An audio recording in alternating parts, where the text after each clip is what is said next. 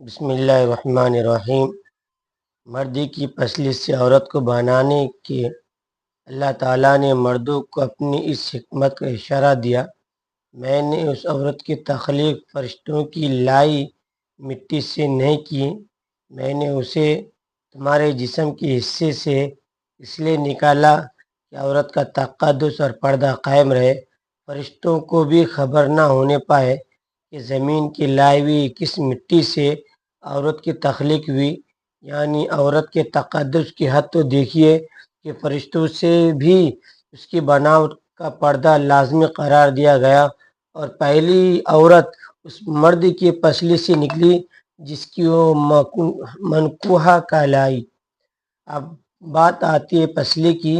عورت پسلی سے ہی کیوں نکلی؟ کیا ٹیڑھا پن وہیں سے ملا؟ نہیں، یہاں بھی حکمت سے خالی بات نہیں ہے۔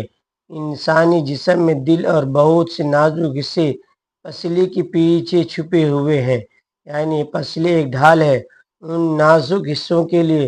تو اللہ پاک نے عورت کو پسلی سے نکال کے یہ نہیں بتایا کہ عورت میں ٹیڑھا پن ہے، بلکہ اس عورت کو پسلی کی تخلیق کر کے یہ بات سمجھا دی کہ عورت وقت بڑھنے پہ ڈھال بھی بن سکتی ہے۔ حضور پاک صلی اللہ علیہ وسلم صحابہ کی محفل میں جلوہ فرما تھے۔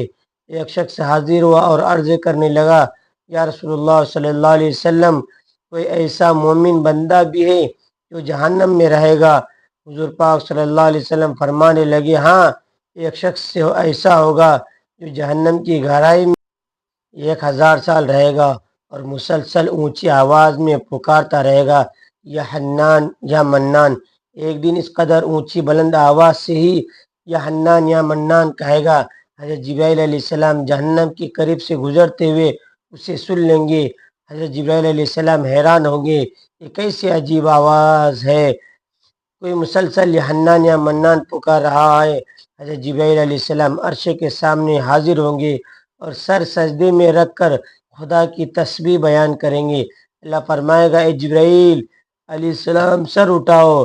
جیسے ہی حضرت جبرائیل علیہ السلام سر اٹھائیں گے تو اللہ فرمائے گا، بتاؤ جبرائیل علیہ السلام، کیا عجیب دیکھا آج تو نے؟ حضرت جبرائیل علیہ السلام عرض کریں گے، کہ ہمارے رب، میں نے جہنم سے آتی ہوئی ایک آواز سنی ہے جو کہ گڑھے سے لگ رہی تھی، کوئی پکار رہا تھا، یا حنان یا منان۔ اللہ فرمائے گا، جبرائیل جہنم کے درگاہ مالک کے پاس جاؤ، اسے کہو جو بندہ یا حنان و منان کے صدا لگا رہا ہے اسے جہنم سے نکال کر تمہارے حوالہ کر دیں، پھر اسے میرے پاس لے آؤ۔ حضرت جبرائیل علیہ السلام جہنم کے دروازے پر تشریف لے گئے، دروازے پر دستک دیں گے، مالک باہر آئیں گے۔ حضرت جبرائیل علیہ السلام انہیں اللہ کا حکم سنائیں گے، حکم سن کر مالک جہنم کے اندر جائیں گے۔ حضرت محمد صلی اللہ علیہ وسلم نے فرمایا، جیسے ماں اپنے بچے کو پہچانتی ہے، مالک ایسے جہنم کو پہچانتے ہیں۔ اس کے باوجود آپ یہ حنان یا منان کہنے والے شخص کو تلاش نہیں کر پائیں گے، باہر تشریف لائیں گے۔ حضرت جبرائیل علیہ السلام سے عرض کریں گے، اے جبرائیل، جہنم نے گہرا سانس لیا ہے، اسی لیے کون سی چیز پتھر ہے، کون سی چیز لوہا ہے، اور کون انسان، اس کی پہچان نہیں ہو رہی۔ حضرت جبرائیل علیہ السلام پھر اللہ کی بارگاہ میں سجدہ کریں گے۔ اللہ پاک ارشاد فرمائے گا، جبرائیل سر اٹھاؤ، تم یہ حنان یا منان کہنے والے کو کیوں نہیں لائے؟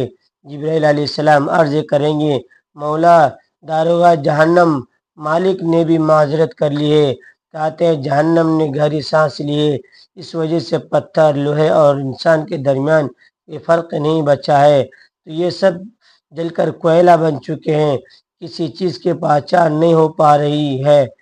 اللہ فرمائے گا، جبرائیل مالک سے کہو کہ میرا فلاں بندہ جہنم کے فلاں گڑھے میں فلاں کونے میں ہے، اس حال میں پڑا ہوا ہے۔ حضرت جبرائیل علیہ السلام جہنم کے دروازے پر جائیں گے اور مالک کو یہ حنان یا منان پکارنے والے کا پتہ بتائیں گے۔ حضرت مالک جہنم کے اندر جائیں گے اور دیکھیں گے ایک شخص ہے، اس کے پاؤں اس کی پیشانی کے ساتھ، اس کے ہاتھ گردن کے ساتھ بندھے ہوئے ہیں، اور جہنم کے سانپ بچھو اس کے ساتھ لپٹے ہوئے ہیں۔ مالک اس کی زنجیر توڑ دیں گے اور جہنم سے نکال کر حضرت جبرائیل علیہ السلام کے حوالے کر دیں گے۔ حضرت جبرائیل علیہ السلام اسے عرش الہی کے سامنے لے کر حاضر ہوں گے، سر سجدے میں رکھیں گے۔ اللہ پاک فرمائے گا جبرائیل علیہ السلام سر اٹھاؤ، جبرائیل علیہ السلام سر اٹھائیں گے۔ اللہ پاک پھر اس بندے سے فرمائے گا اے بندے، کیا میں نے تیری بہترین تخلیق نہیں کی تھی؟ کیا میں نے تیرے طرف رسول نہیں بھیجے تھے؟ کیا میرے رسول نے تمہیں میری کتاب نہیں سنائی تھی؟ کیا میرے رسول نے تمہیں نیکی کا حکم نہیں دیا تھا؟ کیا تجھے برائی سے منع نہیں کیا تھا؟ وہ بندہ ساری باتوں کو مانے گا، اقرار کرے گا، یا اللہ تو نے میری بہت اعلیٰ تخلیق فرمائی، تیرے رسول بھی تشریف لائے، انہوں نے تیرے حکام بھی سنائے۔ اللہ فرمائے گا فلاں فلاں گناہ کیوں کیا؟ وہ عرض کرے گا یا اللہ میں نے اپنی جان پر ظلم کیا جس کی سزا مجھے جہنم میں ڈال دیا گیا، اے اللہ اس کے باوجود میری امید نہیں ٹوٹی، مجھے تیری رحمت سے امید تھی، میں یا حنان یا منان پکارتا رہا، مولا تو نے مجھے اپنے فضل سے جہنم سے نکالا ہے، یا اللہ مجھ پر رحم فرما۔ اللہ فرمائے گا اے فرشتوں گواہ ہو جاؤ، میں نے اس پر رحم کیا، اسے معاف کر دیا۔ ناظرین آئیے اپنا اپنا محاسبہ کرتے ہیں، کیا ہم میں کوئی ایسا ہے جو کہہ سکے میں اپنے ایمان کا حساب کر سکتا ہوں؟ اپنے اپنے غریبانوں میں نظر ڈالیں، کوئی ایسی خوبی جس پر ہمیں یقین ہو ہمیں دوزخ میں نہیں ڈالا جائے گا؟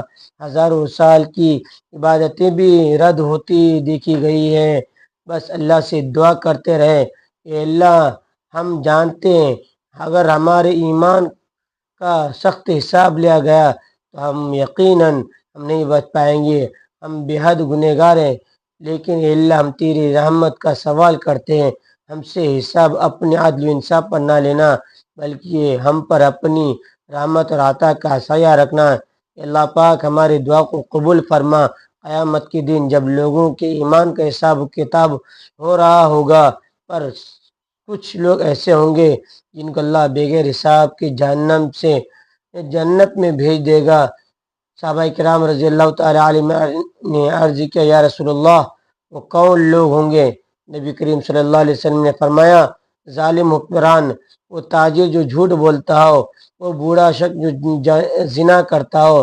نبی کریم صلی اللہ علیہ وسلم نے فرمایا جس شخص میں یہ تین عادتیں پائی جائیں وہ جاہل ہے، جو سننے سے پہلے جواب دینا شروع کر دیتا ہے، بات کو سمجھنے سے پہلے ہی جھگڑا شروع کر دیتا ہے، علم نہ رکھنے کے باوجود فیصلے کر دیتا ہے۔ اللہ پاک ہم سب کو نیک عمل کرنے کی توفیق عطا فرمائے، آمین۔ ناظرین ویڈیو اچھی لگی تو ویڈیو کو لائک کریں، شیئر کریں، چینل کو سبسکرائب کریں۔ اگلی ویڈیو تک کے لیے اجازت دیجیے، اللہ حافظ۔